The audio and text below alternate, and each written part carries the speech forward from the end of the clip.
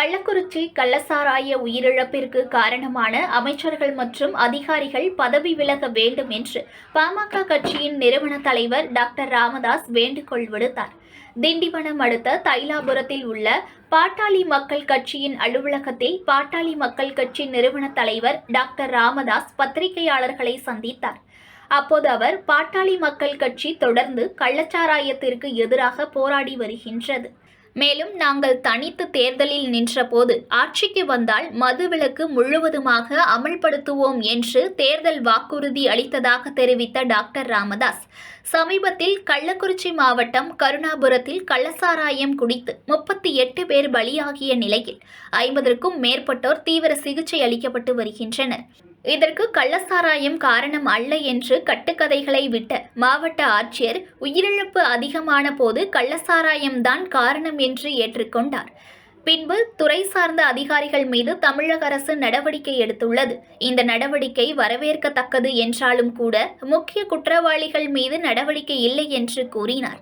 மேலும் அவர் கூறும்போது, அந்த பகுதியில் கோவிந்தராஜ் என்ற கள்ளசாராய வியாபாரி கைது செய்யப்பட்டுள்ள நிலையில் அவர் அந்த பகுதியில் திமுக பாராளுமன்ற திமுக வேட்பாளராக நின்று வெற்றி பெற்ற மலையரசனுக்கு வாழ்த்து பேனர் வைத்திருப்பது கள்ளசாராய வியாபாரிகளுக்கும் திமுகவுக்கும் உள்ள தொடர்பை அமல்படுத்தியுள்ளது என்று கூறினார்.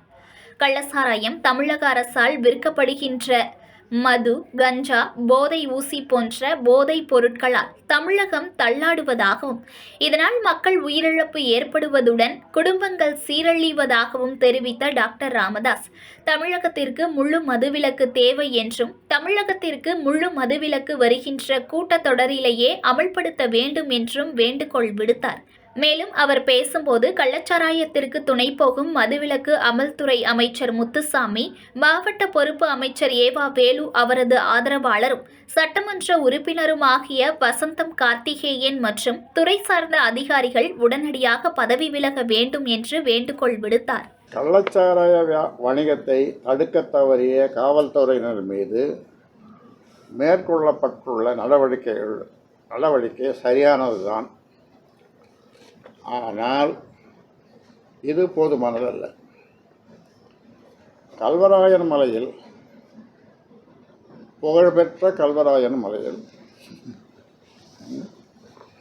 24 மணி நேரமும் கள்ளச்சாராயம் காய்ச்சப்படுகிறது.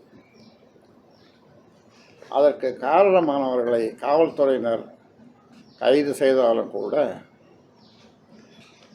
கள்ளக்குறிச்சி மாவட்டத்தின் பொறுப்பு அமைச்சராக உள்ள ஏவா வேலுவின் ஆதரவாளரான ரிஷிவந்தியம் தொகுதி சட்டப்பேரவை உறுப்பினர்